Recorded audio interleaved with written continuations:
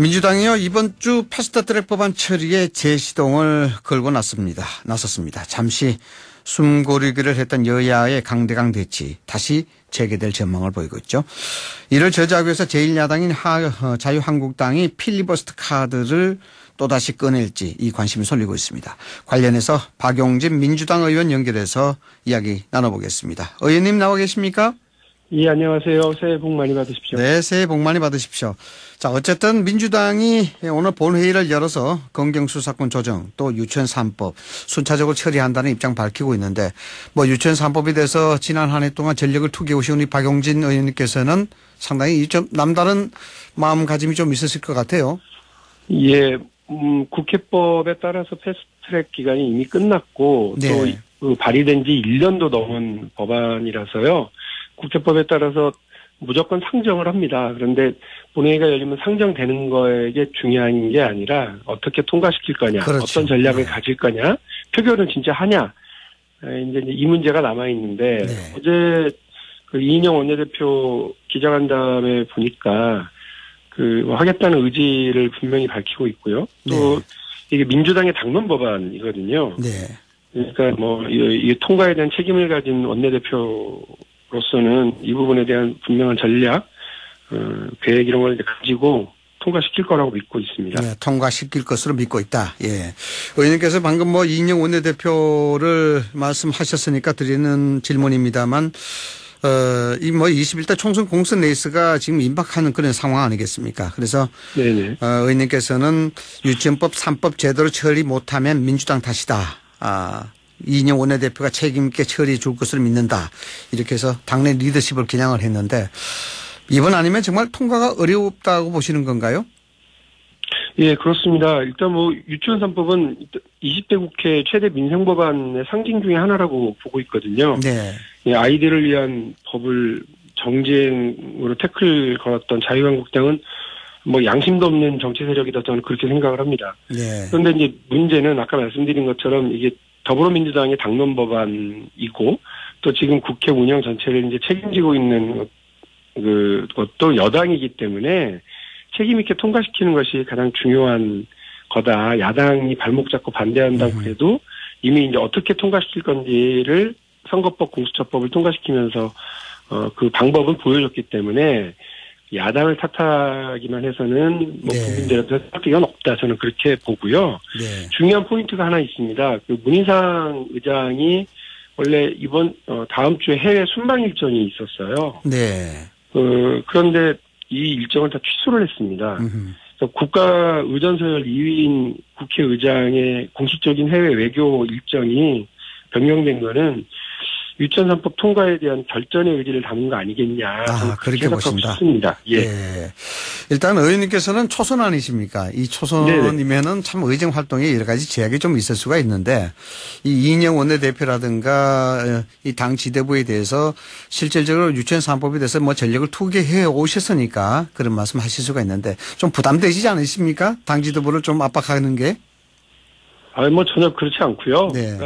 어떤 의견이든 제시할 수 있고, 원내 전략과 전술에 대해서, 이런저런 이야기를 할 수 있고요. 또 그것이 받아들여지지 않고, 당의 지도부가 또 다른 고려 사항들이 있어서, 제 의견이 받아들이지 않는다면 또 그건 이제 따르면 되는 일이라고 봅니다. 그러나 결정되기 전까지는 당의 당론 법안을 통과시키는 데에 대해서 이렇게 저렇게 이야기하는 것에 대해서 부담은 전혀 갖고 있지 않고요. 네. 또 하나는 제가 이제 이미 이 법안 통과시키는 게 만만치 않겠구나라고 마음 먹은 뒤에 네. 생각을 붙인 뒤부터 이기적인 정치인이 되겠다고 이미 공개적으로 선언을 했습니다. 네, 그렇죠. 네. 왜냐하면 이게 차일피일 이렇게 미루다 보면 20대 국회 회기가 끝나고 나면 그냥 자동 폐기돼 버리고 말거든요. 그러니까요. 네. 물론 자동 폐기되는 법안들이 10,000개가 넘는 경우가 있습니다. 그런데 적어도 이 법안은 2018년 국정감사에서 살인유치원의 이 비리 행태가 폭로되고 난 뒤에 국민적 분노와 멸망 속에서 만들어진 법안이고 지난 1년 넘는 기간 동안 단 한 번도 이 법안과 관련된 여론조사가 국민 지지에서 80% 70% 밑으로 내려간 적이 없어요. 네. 그러니까 저는 이런 경우도 매우 드문 정치적 현상이라고 보는데 네. 이게 바로 아이들을 위한 민생 법안이기 때문에 국민적 관심이나 그 통과에 대한 열망이 높다고 보고 있는 겁니다. 네. 그래서 국민들은 네. 아마 이제 이 유치원 3법 통과 여부를 보고 민주당의 역량을 판단하고 민생 정치에 대한 의지 이런 걸 보게 되지 않을까. 그래서 저는 민주당이 이게 유치원 3법을 통과시키는 거야말로 민주당 최고의 총선 전략이다.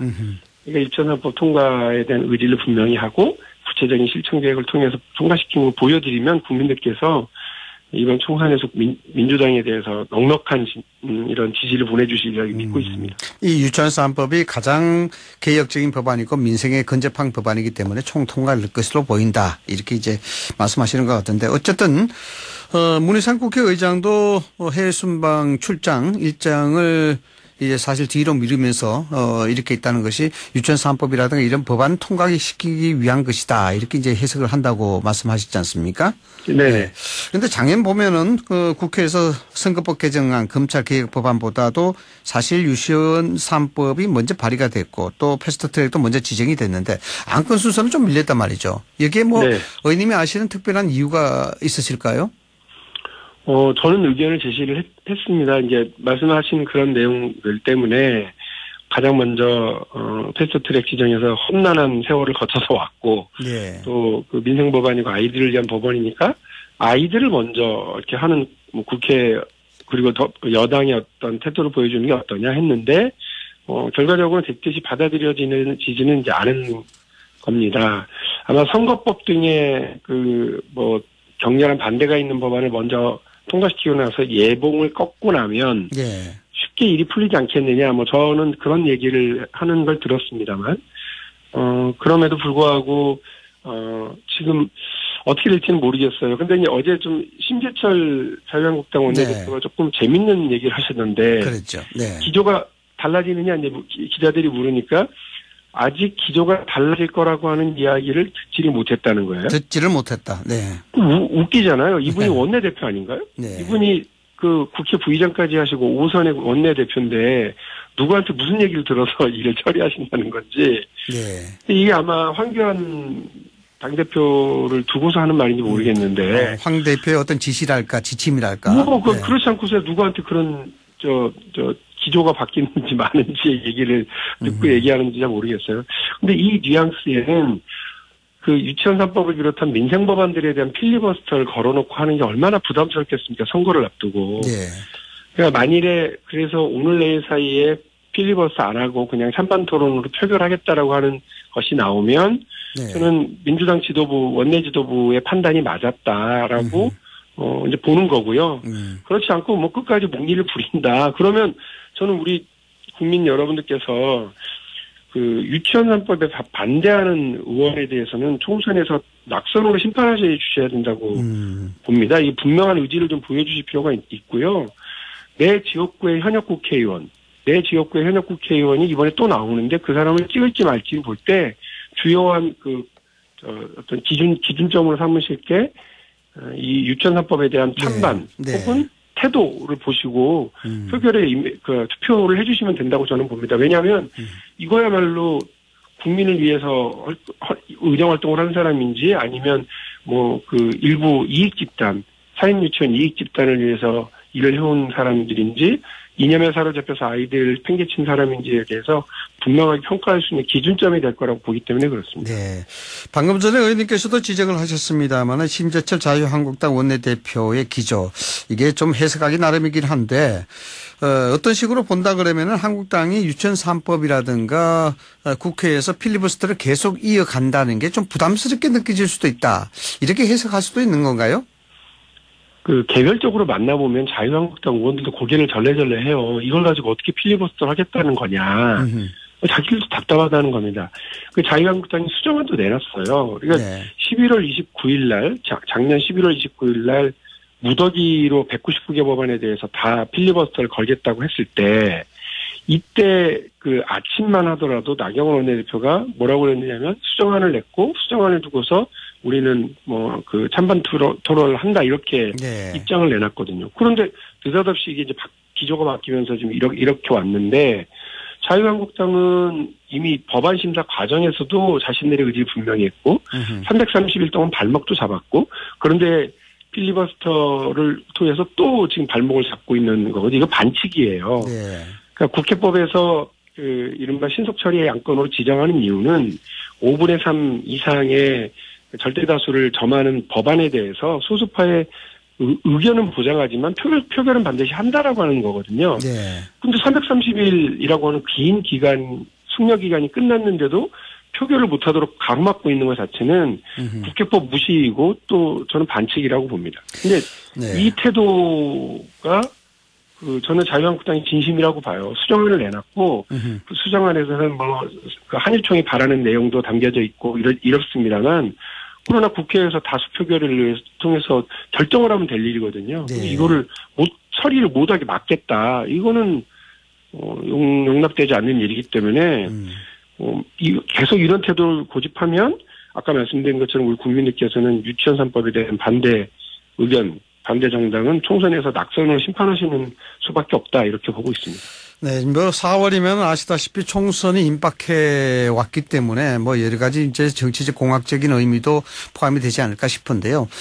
이 유치원 3법 관련해서 여야 내부에서도 아직까지는 일가견이긴 합니다만 반대 의견도 있고 여러 가지 설도 있는데 의원님 보시기에는 이 결국 통과되려 그러면 4+1 대우 체제, 이 단일 대우 체제가 유지가 좀 돼야 될 텐데 이 부분에 대해서는 흔들림이 없습니까? 걱정스럽습니다, 솔직히. 더불어민주당은 당론 법안이기 때문에 129표 그 똘똘 뭉쳐서 간다 저는 그렇게 믿고 있고요. 네. 이제 다른 야당 같은 경우는 이른바 야당, 군소 야당들의 경우는 4+1 체제 안에서 유치원 3법에 대해서 논의한 바가 없고 합의한 바가 없으니까 은근슬쩍 발을 뺄 가능성도 솔직히 있고요. 네. 구체적으로 지역구 의원님들 중에서 야당 의원님들 중에서 불안해하는 분들이 있어요. 이게 참 만만치 않거든요. 네. 예. 지역에서 이제 총선 앞두고 또 혹은 경선을 앞두고 유치원 연합회 관계자들을 만나거나 압력을 받았다라고 저한테 얘기하시는 분들도 많이 계십니다. 네. 그분들 때문에 걱정스럽긴 한데 그래도 그분들이 표결에는 참석해 주시라고 이제 믿고 있고 요청을 드리고요. 하나 더 의미 있게 좀 지켜보고 있는 건 유승민 의원 등의 새로운 보수당이 어제 출범하지 않았습니까? 네네. 근데 그분들이 그냥 오래된 보수당이 아니라 새로운 보수당을 이야기하시기 때문에 예. 그 개혁보수에게 유치원 3법이란 뭐냐. 그 개혁보수 세력들에게 이 아이들을 위한 법안에 대한 태도는 뭐냐. 이거는 좀 분명히 묻고 싶어요. 네. 개별적으로 만났던 오신환 전 원내대표죠. 이제는 네. 오신환 전 원내대표 같은 경우는 나는 찬성한다, 참석하겠다 이런 의사를 분명히 하셨는데 또 어떤 의원님들은 부정적인 시선도 보이셨거든요. 그러나 네. 새로운 보수를 얘기하시는 분들이 민생에 대해서도 정쟁으로 갈 건지 진보 보수 이거 나눠서 이걸 볼 건지 이 법안에 대한 새로운 보수당의 태도가 여러 가지 의미를 남길 거고 법안 통과에도 큰 역할을 할 거라고 저는 보고 있습니다. 네, 저도 참 상당히 중요한 고비가 아닌가라는 생각이 듭니다. 이게 의원님께서도 너무 잘 아시겠습니다만은 현실의 지역 정치라는 게 참 만만치가 않았어요. 예, 네. 잘 되길 좀 희망을 합니다. 자, 이 총선까지 딱 100일 남았다고 제가 말씀을 드렸는데 이 정치권 전반적으로 좀 요동을 치고 있는 것 같아요. 보수 야권에서 대통합 목소리 높아지고 있는데 안철수 전 대표가 부상을 하고 있습니다. 지금 야권의 상황을 의원님께서 진단하신다면 어떻습니까? 지금 여론조사 수치상으로 보면 이번 총선은 더불어민주당의 낙승으로 끝나겠거니 생각하시는 분들이 많은데 그렇죠. 사실 네. 여당의 내부에서는 그렇게 쉽게 보지는 않습니다. 왜냐하면 선거라고 하는 건 늘 현재 집권 세력에 대한 평가 네. 혹은 심판 이런 분위기 속에서 시작을 하기 때문에 또 지난 2016년 선거에도 2월 2일 날 국민의당이 창당을 했더라고요. 네. 그래서 창당한 지 70여일 만에 그런 돌풍을 만들어냈던 걸 보면 네. 대한민국 정치, 대한민국 국민들의 어떤 정치적 역동성이라고 하는 건 상당히 폭이 있어요. 그래서 저희 여당은 늘 긴장하고 이런 상태를 봐야 된다고 보지 지금 4분 오열되어 있고 이합집산을 거듭하고 있고 이러니까 저렇게 하다가 끝나겠거니 생각하고 긴장을 늦춰서는 안 된다고 저는 보고요. 안철수 전 대표가 무슨 얘기를 하실 건지는 네. 아직 잘 모르겠습니다. 오늘 한 일간지에 인터뷰가 나왔는데 여전히 모호하고 그냥 정치학자가 할 수 있는 정도의 이야기 수준이긴 하거든요. 네, 원론적인 수준이더라고요. 네. 네, 약간 좀 실망스러워서 이거 뭐 서면 인터뷰였나 이런 생각이 들 정도로 이게 좀 답답한 건데 어쨌든 돌아와서 본인이 어떤 구상과 행동을 내놓는지가 핵심이 될 거고요. 또 하나는 이제 황교안 대표가 얼마나 어떤 과감하고 헌신적인 태도를 보이느냐가 되게 중요할 거라고 보거든요. 네. 근데 지금까지 봐서는 더불어민주당 걱정 안 해도 되겠는데? 라고 하는 그냥, 동네 아저씨 수준의 평가가 맞는 것 같기도 하고. 네.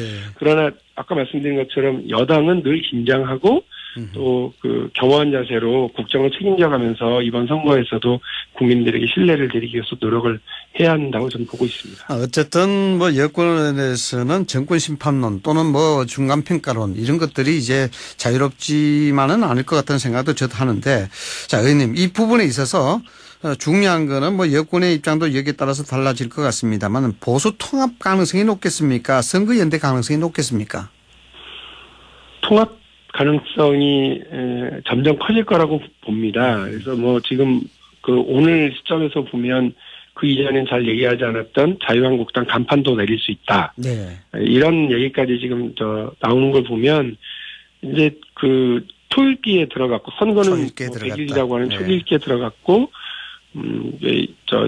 너무나 더 여러 가지 여론과 지표가 좋지 않으니까 제1야당으로서는 보다 과감한 어떤 변화를 촉발해 낼 거라고 보고 있거든요. 네. 그 방향은 일단 통합 형식으로 갈 거다. 네. 그래서 이렇게 여당 하나 야당 다수 이렇게 손쉬운 거로 가지 않을 거다. 1대1을 각오하고 거기에 맞춘 전략, 인물 이런 것들을 저희 여당도 준비하고 있을 것으로 보고 있습니다. 예, 자, 의원님 시간 관계상 간단하게 하나만 더 여쭙겠습니다. 내일 문재인 대통령이 올해 국정 방향 구체화 신년사 발표 예정인데 어떤 키워드가 나올 것 같습니까? 여당으로서는 당연히 대통령이 집권을 하고 끌고 가고 있는 이제 중반기를 넘어서고 있는 상황이니까 네. 당연히 민생 그리고 당연히 경제 안보를 중심으로 말씀을 하실 거라고 보고요. 그런 말씀 통해서 우리 국민들의 마음을 한 군데로 모으고 여야 통틀어서 국회에도 협력을 요청할 것으로 기대를 하고 있습니다. 그러면 네. 그 속에서 우리가 올해 2020년을 어떻게 특히 정치권이 어떤 방향으로 나가야 될지에 대해서 함께 협의할 수 있는 포인트들이 생길 거라고 봅니다. 네, 이게 나라가 너무 갈라지고 갈등 대립이 너무 심해서 말이죠. 예. 이런 좀 화합이라든가 통합의 메시지는 나오지 않을까요? 그렇게 되기를 기대를 하고요. 그런데 대한민국 정치가 국민 통합을 이뤄내기보다는 늘 국민 분열과 대립의 촉진자로 네. 역할을 해서 너무 죄송스럽게 생각을 하는데요. 네. 올해 선거를 앞두고 서로 극렬한 대립이 또 있겠지만 그 대립 끝에 또 새로운 균형점을 찾고 국민 여러분들에게 통합의 메시지를 전달하고 역할을 할 수 있도록 함께 노력을 하겠습니다. 네, 알겠습니다. 아침 일찍 인터뷰 감사합니다. 박용진 민주당 의원과 얘기 나눠봤습니다. 오늘 말씀 고맙습니다. 네, 감사합니다.